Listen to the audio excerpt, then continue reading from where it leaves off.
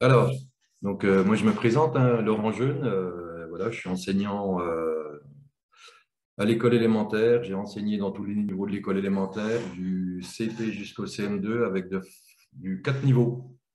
Pour commencer, CE1, CE2, CM1, CM2. Bon, pour les Belges, ils veulent bien retraduire. Première, deuxième. Non, pas non, justement. Je dis une bêtise, c'est 3, 4, 5, 6. Voilà.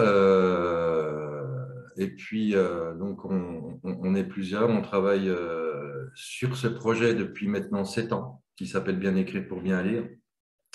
Et notre position à nous, c'est de nous situer à l'interface entre les préconisations ministérielles et les préconisations des recherches et la réalité de la classe. Et c'est de développer des outils fonctionnels pour la classe.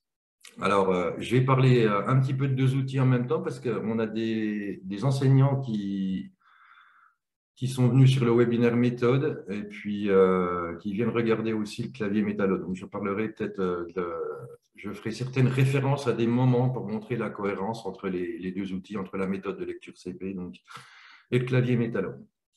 Voilà. Donc, aujourd'hui, on est là pour parler du clavier métallo. Et le clavier métallo donc, respecte une de ses préconisations qui est en fait ce qu'on appelle la correction dans la même unité de temps. C'est-à-dire qu'on doit apporter une correction dans les écrits dans l'immédiateté. Alors, je vais vous montrer comment on peut faire par la suite. Alors, nous, au niveau de l'orthographe, on distingue, comme vous le connaissez, hein, l'orthographe d'un côté et l'orthographe lexicale, qui, elle, ne peut pas se déterminer par un raisonnement. C'est les mots que vous allez trouver dans le dictionnaire, hein, qu'ils sont écrits dans le dictionnaire. Et puis, de l'autre côté, vous avez l'orthographe grammaticale, donc, qui va nécessiter une réflexion de la part des élèves. Le but avec le clavier métallo, ça va être de vous enlever la totalité du travail sur l'orthographe lexicale pour pouvoir vous concentrer et surtout que l'enfant puisse se concentrer sur l'orthographe grammaticale. Alors, pourquoi écrire avec la bonne orthographe dès le départ? Si on prend le mot bateau, on a sa forme d'un côté et sa forme orale, de l'autre côté, on a sa forme écrite. Et puis, pour passer de l'un à l'autre, on appelle ça la boucle de la lecture et de l'écriture, hein. Si on passe de l'oral, de la forme orale à la forme écrite, pardon, j'admets quelqu'un en même temps. Voilà. Bonjour. Donc, je reprends. Quand on écrit le mot bateau, si on passe de la phase orale à la phase écrite, là, on est dans une situation d'écriture. Donc, on va être obligé de faire de l'encodage, ce qu'on appelle de l'encodage, et de poser une norme, c'est-à-dire l'orthographe. Et puis, si on passe de l'écrit à l'oral, donc là, on va être dans une situation de lecture qui va nécessiter de la compréhension. Alors, dans les outils qu'on développe, nous, on dissocie bien la lecture et l'écriture parce que quand on est lecteur expert comme vous ou moi, en fait, on est multitâche et on est capable de traiter plein de choses à la fois. C'est-à-dire qu'on est capable de lire, de se poser des questions sur des mots de vocabulaire, de se poser des questions sur des régularités ou des particularités orthographiques. L'enfant, lui, ne peut pas faire ça. Donc, nous, dans les outils qu'on développe, la lecture, elle est uniquement concentrée sur le sens, c'est accéder au sens. Et puis, l'écriture, elle est là pour observer le fonctionnement, comprendre le fonctionnement de la langue. Donc maintenant, si on fait, qu'est-ce qui va se passer dans la mémoire de l'enfant? Si on fait écrire le mot bateau avec la bonne orthographe dès le départ, qu'est-ce qui se passe? L'enfant, il va le mémoriser convenablement. Et puis, en le mémorisant convenablement, en fait, on va avoir un double effet. On va avoir un effet en écriture, parce qu'il va être capable d'aller rechercher ce mot et de l'écrire convenablement, mais aussi on va avoir un effet en lecture. Parce qu'en mémorisant un patron correct, lui, il va avoir accès à une reconnaissance directe en lecture. Et il va lire d'autant plus vite, ce qui va augmenter sa fluence, donc augmenter, on le sait aujourd'hui, en augmentant la vitesse de lecture, on augmente aussi la compréhension.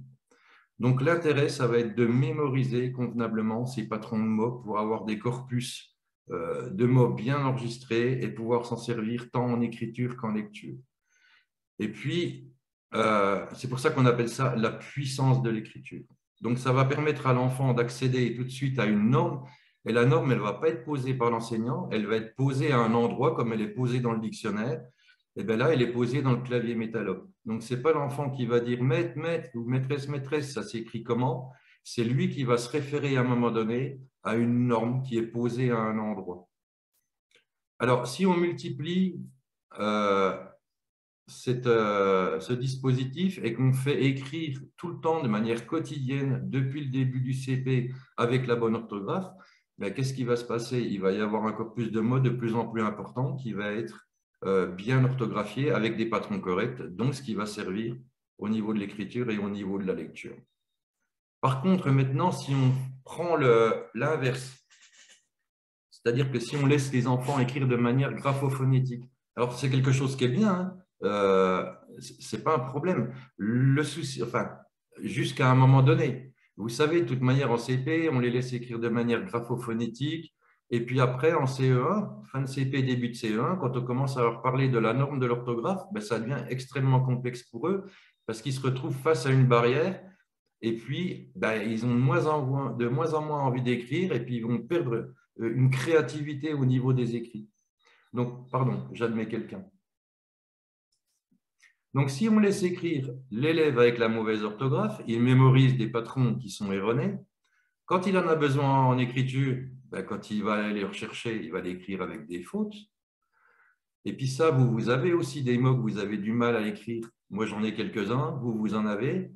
En fait, les recherches, elles ont montré que plus on attend pour donner la bonne orthographe, plus le mot est enregistré de manière profonde, plus il est difficile à déloger.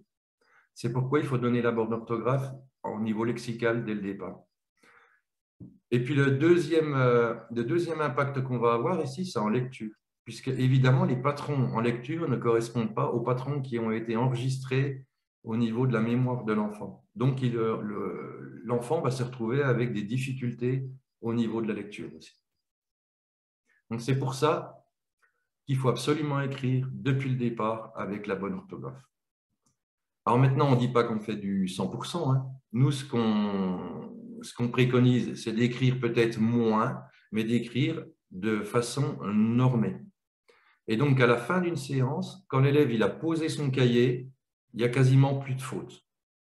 Alors, c'est la fameuse préconisation dont je vous ai parlé au début, la correction dans la même unité de temps. C'est-à-dire que là, ce qui est préconisé, c'est ce que je viens de vous expliquer en fait. Hein, c'est pour avoir une mémorisation des patrons orthographiques corrects. C'est qu'à la fin de la séance, alors il y a deux techniques. Soit on donne l'orthographe en amont, c'est-à-dire que quand l'enfant a besoin d'un mot, à ce moment-là, il va le chercher et donc il l'écrit juste. Soit on a une deuxième possibilité, on travaille en aval, donc on laisse l'enfant faire ses essais d'écriture et ensuite on apporte la correction, mais immédiatement, pour qu'à la fin de la séance, quand le cahier est posé, il reparte avec des mots bien mémorisés et bien orthographiés. Et vous verrez que même pour l'enseignant, après, ben, c'est d'autant plus facile à corriger. Et puis le lendemain, quand vous redonnez les cahiers, ben, l'enfant il est très content de sa production et il a toujours envie d'écrire. Et ça, on le note dans tous les élèves qui utilisent le clavier. On note vraiment un goût à l'écriture qui revient, quoi. Voilà. Donc là, je vais vous montrer un petit peu maintenant comment on se débarrasse de l'orthographe lexicale, comment on va traiter en partie l'orthographe grammaticale. Donc, je vais passer sur le clavier métallo.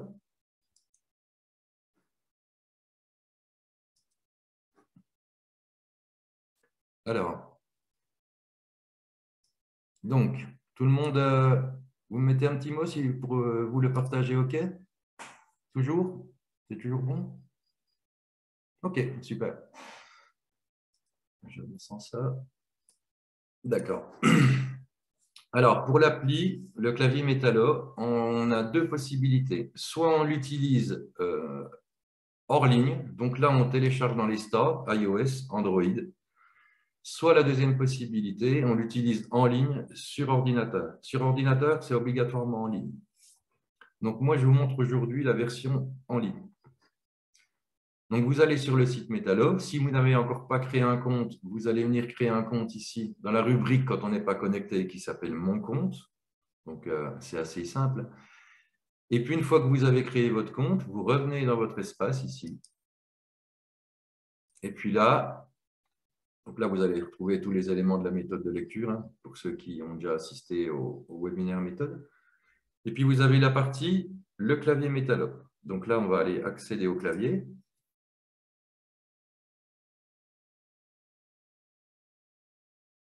Voilà. Alors, on a deux niveaux. Le clavier Métallo 1, qui lui va correspondre aux élèves en apprentissage de la lecture et de l'écriture. Plutôt CPCE1, Belgique, première, deuxième année. Je passe au clavier Métallo 2 en cliquant ici. C'est extrêmement simple. D'accord? Donc, 7000 mots sur le premier clavier. Le clavier Métallo 2, à partir du CE1, on s'aperçoit que la charnière est à peu près vers le CE1, qui lui contient 18 000 mots et qui va jusqu'au CM2. Il y a même des sixièmes qui l'utilisent. Alors, c'est un clavier avec une entrée phonétique. On a regroupé les sons de la langue française, hein, le te, le pe, le s, le f, etc. Et puis en bas, vous allez avoir des touches doubles parce qu'elles présentent des sons qui sont très proches. Les e, les o, les e, les un. Donc ça, on a tenu compte en fait des prononciations régionales. Parce qu'en fait, on ne prononce pas un vélo de la même manière dans le sud, dans le nord, dans l'est ou dans l'ouest.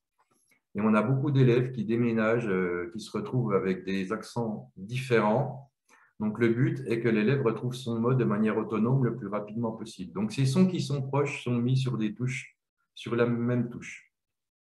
Alors après, pour trouver un mot, c'est simple, j'encode des sons. Donc, si je cherche le mot voiture, je vais faire v, voix, what. Et je vais trouver l'orthographe de mon mot. Vous voyez, ça me prend quelques secondes. Je peux trouver un mot plus compliqué. On va dire spaghetti. Sp, spa. Ce que je fais, c'est exactement ce que fait un enfant quand il va rechercher un mot. Lui, il encode des sons. Il ne s'occupe pas de l'orthographe, il encode des sons. Donc, voici le mot spaghetti. J'attire votre attention sur une petite chose. Il y a une astuce là. En fait, on s'est aperçu au niveau des tests, parce que l'outil a été testé auprès de 2500 élèves. On fait toujours tester nos outils. Il ne faut jamais laisser l'élève avec la page de résultats devant lui, parce que souvent, on observe un recopiage, ce qu'on appelle lettre à lettre. Et en fait, ce n'est pas bénéfique pour l'enfant. Ce qu'il faut lui demander, c'est de mémoriser le mot, de revenir au clavier et maintenant de l'écrire. Cette mémorisation, ça fait partie du processus d'intégration de l'orthographe.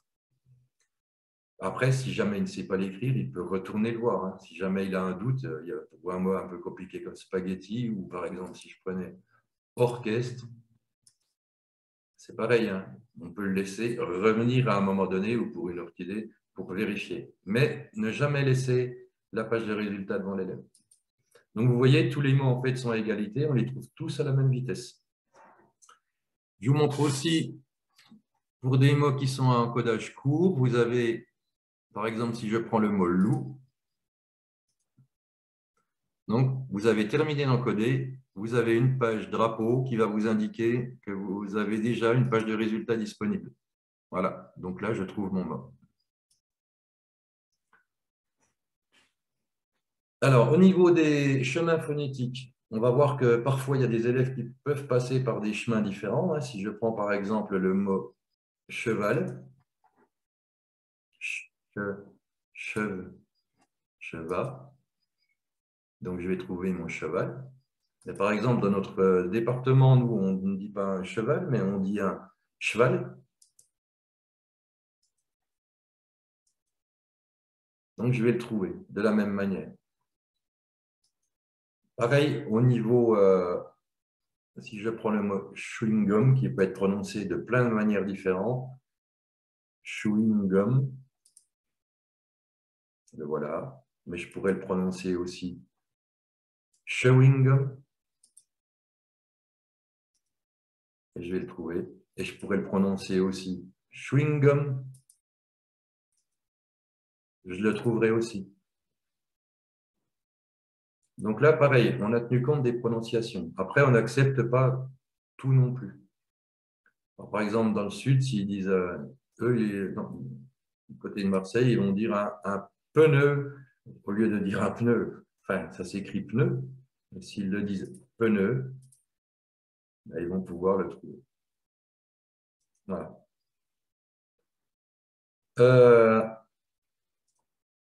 Je vais revenir au clavier métallo 1, vous montrer un petit peu les différences. Donc là, ce que je vous disais, c'est qu'on est sur l'apprentissage de la lecture et de l'écriture. Donc vous allez retrouver les éléments de la méthode, c'est-à-dire de la méthode de lecture et d'écriture CP, qui est la particularité de la méthode qu'on développe, c'est qu'elle fait lire et écrire avec la bonne orthographe. Donc vous avez les illustrations que vous retrouverez dans les affichages de classe. Les illustrations, on en a environ 2000 et on en rentre de manière régulière, mais c'est long, donc à faire illustrer, et tout n'est pas illustrable. Et puis ici, vous voyez que les touches présentent en fait la graphie la plus courante de chaque son. Donc ça, c'est une des préconisations aussi ministérielles au niveau de la lecture et de l'écriture en cycle 2. Quand on est en apprentissage de la lecture, on commence par présenter la régularité de la langue. C'est-à-dire que le son I, dans 99% des cas, il s'écrit avec un I, et dans 1% des cas avec un Y, eh bien, on présente la graphie la plus courante. Voilà. Donc, il faut savoir une chose, c'est que la langue française, elle est régulière à 85%. Donc déjà, si on écrivait déjà avec cette régularité, on écrirait beaucoup de mots déjà juste. Donc, sur le clavier métallo 1, ben, on fonctionne exactement de la même manière. Si je cherche un mot, par exemple fourmi, ben, je vais faire on encode des sons. Et puis, on trouve l'orthographe de ces mots, toujours de manière très rapide. Là, ce que je vais vous montrer, si on a un élève, par exemple, qui a des problèmes, qui a du mal à transcrire, qui, par exemple, il cherche le mot gorille et qu'il l'écrit comme ceci. En fait, il va chercher son mot. Et puis, à ce moment-là, il va vous appeler, qui va dire « Je ne comprends pas, je ne trouve pas mon mot ». Alors là, vous lui demandez « Tu cherches quel mot ?» Donc, il va vous dire le mot gorille, il va commencer à encoder, et puis là, vous allez lui expliquer qu'il est en train d'écrire le mot corille. Et ça, on s'est aperçu parce que, alors, pour ceux qui utilisaient la méthode de lecture avec le clavier, on s'est aperçu que à force de brasser tout le temps ces sons, etc., ces phonèmes, ben, sur la plus grosse étude du lire-écrire en France, qui a eu lieu entre 2013 et 2015, les enfants de CE1 écrivaient de manière phonétique à 88% en fin de CE1. Nous, on y arrive en fin de CP à 96%. Parce qu'à force de brasser toujours ces sons, ben, ils rentrent vraiment, on a une conscience phonologique qui s'installe. Donc là, je vous ai montré comment on traite en totalité l'orthographe lexicale. Donc, deux possibilités, comme je vous l'ai expliqué tout à l'heure. Soit on travaille en amont, où l'élève vient chercher l'orthographe de son mot et ensuite il l'utilise dans son écrit. La deuxième possibilité, c'est un travail en aval. Donc, à ce moment-là, l'élève fait son essai d'écriture et vient vérifier donc, dans le clavier métallo. Voilà pour la partie lexicale. Maintenant, pour la partie… Alors, un petit test pour vous. Je vais vous mettre dans la situation d'un enfant qui ne sait pas écrire un mot et puis qui a besoin de son orthographe. Je vous demande d'écrire un mot ou de le mémoriser, de le mentaliser au niveau de son orthographe. Et puis, on regarde un petit peu après comment il s'écrit. Donc, le mot, c'est soliles.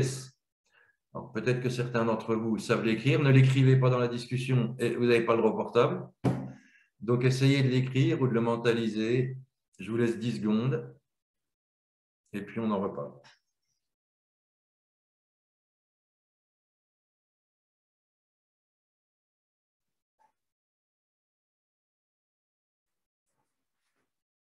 Allez, c'est parti. Donc, l'enfant, s'il cherche ce mot-là, il va encoder so, sol, soli. Alors, juste avant que j'appuie sur la dernière touche, c'est un 5 clics, ça. C'est des cas extrêmement rares dans le clavier métallo. Pour le mot qu'on cherche, on a fait des tests avec des adultes. Au bout de 3, 4, 5 minutes, ils reposent le dictionnaire en étant un peu énervés parce qu'ils ne le trouvent pas. Donc maintenant, regardez. Voilà le mot. Alors, je vous donne l'origine de son écriture. En fait, c'est les deux meilleurs morceaux du poulet. C'est les deux petits morceaux qui sont ovales sur le dos du poulet. Alors, c'est les meilleurs morceaux et on dit que le so le laisse. Donc, d'où cette écriture. Et là, je vous ai mis exactement dans la position d'un enfant qui cherche l'orthographe d'un mot. Si jamais on se rencontre un jour où vous me direz Soliles, S-O-T, l'apostrophe Y, ben, pour un enfant, c'est ça, mais c'est pour des centaines de mots. D'où donc l'intérêt de donner cette orthographe. Je reviens pour l'orthographe grammaticale maintenant. Donc, au niveau grammatical, si vous avez un élève un jour qui vous dit Maîtresse, ça s'écrit comment montagne? Ben, vous allez lui dire, souvent on lui dit M-O-N-T-A-G-N-E. Ben non. Montagne, ça peut s'écrire au singulier et ça peut s'écrire au pluriel. Et là, c'est à lui, on va inciter l'élève. En fait, on présente des cartes mentales. Là. Quand vous parlez de pluriel d'un nom à un élève de CP ou de CE1, pour lui, c'est quelque chose de totalement abstrait. Pareil pour le pluriel d'un verbe. Donc, sur le clavier Métallo 1, on va présenter des cartes mentales qui vont inciter l'élève à faire un choix par rapport à son écrit et donc adapter le choix du mot en fonction de son travail. Donc ici, on va présenter les deux orthographes possibles et maintenant, à lui de choisir. On le fait pour le pluriel des noms, mais on le fait aussi pour le pluriel des verbes. Alors, ce qui va être intéressant pour ceux qui nous suivent et qui sont venus sur le webinaire méthode de lecture, pardon, c'est que pareil, hein, on a fait tester, on a fait évaluer scientifiquement la méthode avec la même évaluation que l'étude lire-écrire de l'IFE. Sur les marques du pluriel, les élèves de l'étude IFE sont à 17% de résultats sur les marques du pluriel. Nous, on arrive à 51%. C'est quelque chose qui est possible. En présentant ça depuis le départ, ben, les enfants ils sont capables de le faire.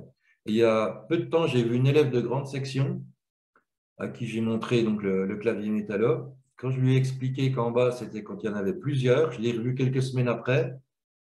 Et puis, elle utilisait le clavier Métallo. Elle m'a dit, oh, ben, en bas, c'est quand on en a plusieurs. Donc, c'est quelque chose qui est possible. Simplement qu'on les ouvre dès le départ à ça, depuis le début du CP. Donc, voilà comment on gère en partie l'orthographe grammaticale pour le niveau CP-CE1. Mais si on va sur un niveau plus haut, vous allez voir que si je reprends le mot montagne,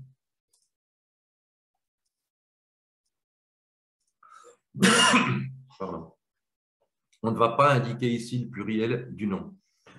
Pourquoi? Parce que ça fait 2 ans qu'ils ont une béquille, qu'on les aide par rapport à ces pluriels de nom. Lorsque le pluriel est régulier, on ne l'indique plus. La règle, elle doit être maîtrisée et elle doit être appliquée. Après, libre à un élève en difficulté de retourner sur le clavier Métallo 1. Donc ça, on ne l'indique plus pour les pluriels réguliers. Par contre, pour les pluriels irréguliers, si je prends le mot feu, on va indiquer tout ce qui est pluriel irrégulier. Donc des noms en ou, des noms en o, etc.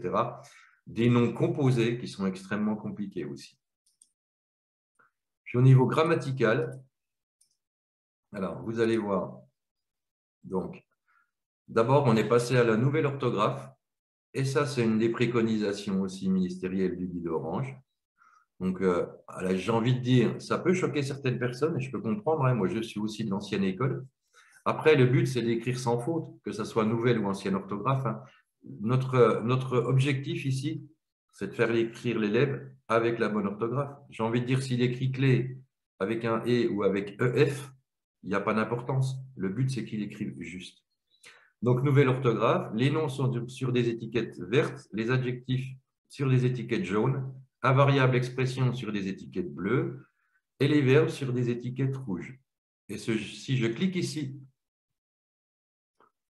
donc je vais avoir accès à un conjugueur qui présente les temps utilisés à l'école élémentaire. Présent, futur, imparfait, passé simple, passé composé et plus que parfait. Et là, vous allez retrouver la couleur de l'adjectif qui va indiquer qu'on peut avoir des accords possibles. Et puis, vous allez ici une nouvelle carte mentale pour les accords des participes passés, parce que c'est pareil, quand vous parlez à un élève de CM d'un accord de participe passé, lui, il ne comprend rien. Donc, enfin, si c'est un élève qui est plutôt, oui, un très bon élève, il peut le comprendre. D'autres élèves ne le comprennent pas. Donc, on présente cette carte mentale avec les différentes possibilités et ça leur permet d'avoir un visuel dans leur tête de ce qui peut être un accord de participe passé. Vous avez aussi le mode impératif, le mode conditionnel et la forme pronominale du verbe lorsqu'elle est possible. Voilà. Donc là, je vous ai montré ce qu'on traite au niveau grammatical cette fois, hein, les verbes, les pluriels. Donc quand on arrive à ça, déjà, je peux vous garantir que vous n'avez plus grand-chose à corriger en fin de séance. Donc il faut penser à produire des écrits courts, mais des écrits courts qui sont normés. Et là, tout le monde est heureux. L'enfant est heureux, parce que lui, il a envie d'écrire. Hein. Et puis le clavier, ce que j'ai oublié de dire, c'est qu'il permet cette créativité. Souvent, quand on est dans des séances d'écrit, on a l'enfant qui dit « ça s'écrit comment ?» Donc, on écrit au tableau. Pendant ce temps-là, on ne peut pas s'occuper de l'orthographe grammaticale. Et puis après, il y a des élèves qui se servent de ce qui est écrit au tableau pour écrire un texte. Donc là, on n'est plus dans la créativité. Le clavier métallo, il va vraiment garder cette créativité. Et puis, c'est un outil inclusif par excellence. Les élèves qui sont plus en difficulté écrivent peu, mais juste ceux qui sont très à l'aise vont écrire beaucoup, mais pareil, sans faute. L'écriture, c'est un différenciateur naturel, contrairement à la lecture. C'est ça qui est vraiment important. Et en écrivant, ils observent le fonctionnement de la langue, et puis après, ça leur sert au niveau de la lecture. Donc là, je vous ai montré le clavier métallo 1, le clavier métallo 2, l'utilisation. Maintenant, je vais aller plus loin. Alors là, ce n'est pas obligatoire d'aller dans ce que je vais vous montrer. C'est quelque chose d'un complément, on va dire. D'accord? Donc, nous, on conseille de fonctionner avec le clavier déjà 2-3 mois, puis après de venir un petit peu dans ce qu'on appelle la personnalisation. Parce qu'on peut modifier certains paramètres du clavier métallo. Donc, pour personnaliser, on a deux possibilités. Soit on passe par là et on va dans personnalisation. Ah, voilà quelqu'un, j'admets. Donc, soit on passe par là, on va dans personnalisation. Deuxième possibilité, je reviens dans mon espace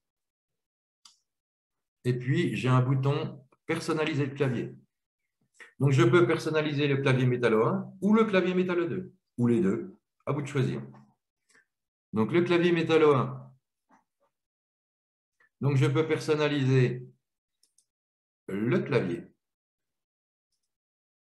Donc, il y a une liste de claviers prédéfinie.